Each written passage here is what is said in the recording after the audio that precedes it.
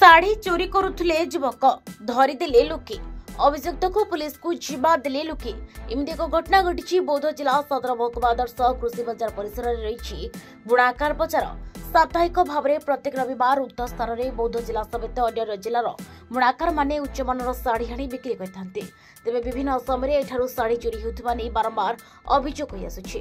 आज रज संक्रांति उक्त रविवार बुणाकार हाट में लुगापटा बिक्री बटा चली बेले गहलीर सुजोग नहीं मनमुंडा थाना अंतर्गत किरिकी चपालीर जड़े व्यवसायी एक शाढ़ी जड़े मध्यप चोर हठात एक शाढ़ी चोरी कर बेले उपस्थित व्यवसायी और स्थानीय लोकों द्वारा धरा पड़ जाता। शाढ़ी चोर को मध्यम देवापर बौद्ध पुलिस को हस्तांतर कर बौद्ध आदर्श थाना अभियुक्त को अटक रखी पचरा चली सूचना मिली। चोर जनक निजर सठिक परिचय देउ नथिबा बेले पुलिस अधिक तदंत करुछि। बहुत बुणाकार बाजार को आसु आम सबुदिन प्रति हप्ताह आसु और बाजार करूँ। आज जड़े यहाँ मोर शाढ़ी खुंडे धरिक पड़ोला आम काबू करके धरलु आसिक थाना एफआईआर देलु।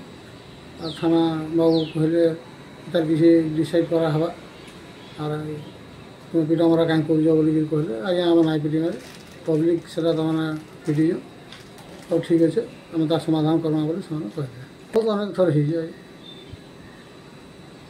केनपाली कौस्तुभ नगर भी जाइला थरे गोटे बैग जाइला आ गोटे पाड़ी दुई चार जन भी खंडे खंडे दुई खंडे पलैला आज आमटा पलैला।